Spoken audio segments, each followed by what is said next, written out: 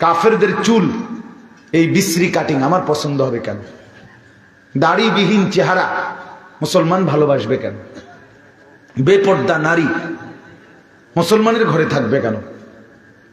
রঙিন টেলিভিশনে নাচ গান, উলঙ্গ ছবি, জিনা ব্যভিচারের দৃশ্য বছরের পর বছর মুসলমানের ঘরে চলবে কেন বলেন? সুদের লেনদেন, কিস্তি 10 বছর 20 বছর লাগাতার টানা প্রতিদিন সুদ খায়। প্রতিদিন মাসের পর মাস এক তালে কিস্তি নিতেছে, কিস্তি দিতেছে, সুদ খাইতেছে, সুদ নিতেছে। ওমা, মুসলমান এত বড় নৃশংস, মুসলমান এত বেহায়া, মুসলমান এতটা জঘন্য হারামখোর কেমনে হয়? মেয়ে তারে মুসলমান বলে কে? মুসলমান এভাবে লাগাতার পাপী হয় না, এটা মনে রাখতে। কোরআনে আছে, আল্লাহ তাআলা নবীকে বলছে, হে বন্ধু, যারা তাদের মনের ইচ্ছা মতো চলে, তার মনে যা চায় তাই তাই। গত মাসে চুল হালাইছে, এদিক দিয়ে বাড়াইছে, এই মাসে এদিক দিয়া, এই মাসে এদিক দিয়ে। কি এরুমকা? আমার মন চাইছে, আমার তো এটা ভাল লাগছে। কিন্তু তুমি যে রাস্তাত খারাইয়া মতো এরুমকা, তুমি আমার ভালো লাগছে, আমার ভালো লাগছে। তুমি যে পেশাব করে পানি নাও না, চেইন টান দিয়ে যাও গা, ঘটনা কি? আমার ভালো লাগছে এটা। এই যে যার যেই আখলাক, মনের ইচ্ছা মতো যে চলে, কোরআনে আছে, কোরআনে আল্লাহ তাআলা নবীকে স্পষ্ট বলছে, ইনহুম ইল্লা কাল আনআম। বন্ধু, এই মানুষগুলো আর কিছুই নয়, আর কিছুই নয়, শুধুই জানোয়ার, শুধুই জানোয়ার। এটা কোরআনের আয়াত।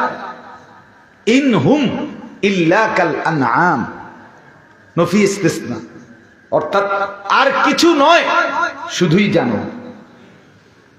চতুষ্পদ জন্তু, আনআম, বাল আদাল্লু সাবিলা, বরং তার চাইতেও নিকৃষ্ট। বলে নিকৃষ্ট কেন? তার চাইতে নিকৃষ্ট কেন? কারণ হলো, আপনি একটা জিনিস বুঝেন, একটা কুকুর, তারে যদি কেউ লাড়ি আলগি দেয়, সেটা বুঝে দৌড় মারে, মারে কিনা? কথা বলেন না কেন? কেন দৌড় মারে? সে বুঝে এই লাঠিটা দিয়ে আমার মারবো, এর দূর দেমাগ তার আছে। আর যেই অপদার্থ এটাই বোঝে না যে আমার এই বেনামাজি জিন্দিগি, আমি যে কোনোদিন ফজরের নামাজ পড়ি না, আমি যে কোনোদিন 5 ওয়াক্ত নামাজ পড়ি না, আমি যে হারাম রোজগার করি, এই কারণে আমার জাহান্নামের আগুনে জ্বলতে হবে, এর দূর বিবেচনা যার মধ্যে নাই, তো তার মাথার মধ্যে তো কুত্তার ব্রেনও নাই, জানোয়ারের ব্রেনও তো নাই। বেটা, ওই জানোয়ার তো লাড়ি দেখলে দৌড় মারে, এই অপদার্থ তো এটাও বুঝে না। হে মনে করেন, হে হাসে যে কি তুমি যে গুনাহ হবে, পাপ হবে, আহা তুমি যে এই মিথ্যা বলতেছো, চুরি, ডাকাতি, জিনা, ব্যভিচার, মদ, জুয়া, সুদ, ঘুষ, নারীর ছবি, বেনামাজি, একটা ওয়াক্ত নামাজ পড়লা না, আহা বন্ধু তুমি তো আগুনে জ্বলবা, জাহান্নামের আগুনে। হেতে হাসে, হেতে লড়ে চড়ে না, তো বুঝা গেল যে এটা একেবারে কুকুর, বিড়াল, গরু, ছাগলের যেই দেমা, তার ভিতরে এইটাও নেই।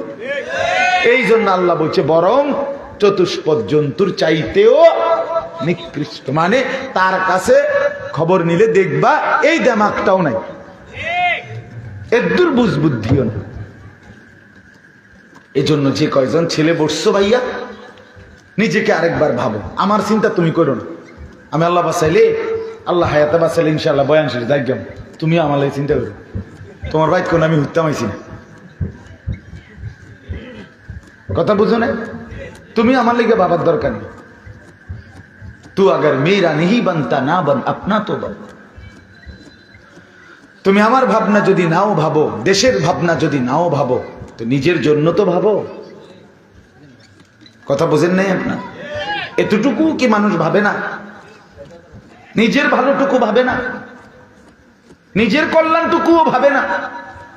আমি অনুরোধ করলাম, অনেক ছেলে মাশাআল্লাহ তোমরা, আমি তোমাদেরকে হতাশ করতে এত শক্ত কথা বলি নাই, তোমার উপরে আমি নারাজ এটার জন্য না বন্ধু, তোমার বিবেক জাগানোর জন্য বলছি। তোমার অনুভূতি জাগাবার জন্য বলেছি ছেলেরা। কে তোমারে ধরে ধরে বুকে জড়িয়ে ফেরাবে কে? আজ বলনেওয়ালা বড়ই অভাব। মা বাপও বলা বন্ধ করে দিছে। সমাজের সর্দার মাতবর মুরব্বী, দাদা, চাচা, মুরব্বীরাও সবাই চুপ। সবাই মুখের মধ্যে হয় ফান নয় বন, একটা কিছু মিথ্যে মুখে ঢুকাই রাখছে আর মাতে না। সবাই চুপ। সমাজটা শেষ হয়ে যাচ্ছে। চোখের সামনে ছেলে, আপন ভাতিজা, আপন বাগিনা, আপন নাতি, আপন স্বাস্থ্য ভাই, আপন মামতো ভাই, আপন আমার প্রতিবেশীর ছেলে আমার চোখের সামনে এক ওয়াক্ত নামাজ পড়ে না। নারী, ছবি, নাচ, গান, মোবাইলের দৃশ্য, চুলের বেসামাল দৃশ্য, এই করে চোখের সামনে একটা জলজ্জান্ত যুবক, সত্য সামর্থ্য, সুস্থ সবল মুসলমানের সন্তান ধীরে ধীরে ধীরে ধীরে নষ্ট হয়ে যাচ্ছে। ক্যান্সার রোগীর মতো আস্তে আস্তে মরে যাচ্ছে, নষ্ট হয়ে পচে যাচ্ছে। আহা, কারো কোনো মাথা ব্যথা নাই, কারো আহাজারি নাই যে কি হলো এই সমাজের। ছেলেরা কেন নামাজ পড়ে না? মেয়েরা কেন পর্দা করে না? মারা কেন পর্দা করে না? আহা, মুরব্বীরা যার যে দূর হায়াত বাকি, 60 বছর, 50 বছর, 70 বছর বয়স, মুরব্বীরা সিদ্ধান্ত নিছে জিন্দিগির বাকি হায়াত এইটারে চা দোকানদারের কাছে গিয়ে কইছে, ভাই এই আর আল্লাহর রহমতে যে কয়দিন বাঁচি আমনে জিন্দিগিটা লিজ দিয়ে দিলাম। ভাই যে দূর আমনে শুধু দূরেই আপনার দোকানে যে চা দোকানে চিকন টুল, এই টুলটার মধ্যে দূর বইবার সুযোগ দিবেন। ঘন্টার পর ঘন্টা এনে বমু, বন খামু, বিড়ি খামু, যে দূর শরীরে কুলা টেলিভিশন খবর টবর দেখমু। আর কি করা যায়, তো মরতেছি না। হ্যাঁ, জিন্দিগির একটা কাম তো লাগাই তৈব, তো এই বাকি হায়াত চা দোকানে। এই হলো অধিকাংশ মুরব্বীর জিন্দিগি। জীবনটা দিয়ে দিছে সাধু আন্দারে, সাধু আন্দারের কাছে বেঁচে চালাইছে জিন্দিগি। আস্তাগফিরুল্লাহ, আস্তাগফিরুল্লাহ। একজন আলেম, দুইজন আলেম, একটি মাহফিল, দুইটা ওয়াজে আমার বাপ, পুরা সমাজ বদলাবে না।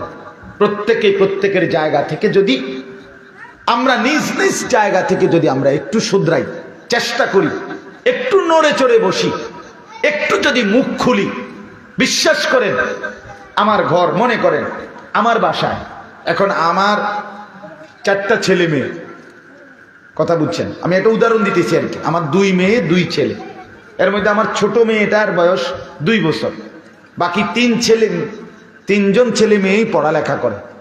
এখন এই মুহূর্তে এই বাচ্চাদের 3 জনেরই আমাদের কওমি মাদ্রাসার পরীক্ষা চলতেছে। তো এখন একটা উদাহরণ বললাম, আজকে 3 দিন ধরে যে পরীক্ষা দিতেছেন, আমি বাসায় নাই, এখন আমার বিবি বাচ্চাগুলোকে পরীক্ষায় পাঠাচ্ছে, টাইমলি নাস্তা রেডি করে দিতেছে।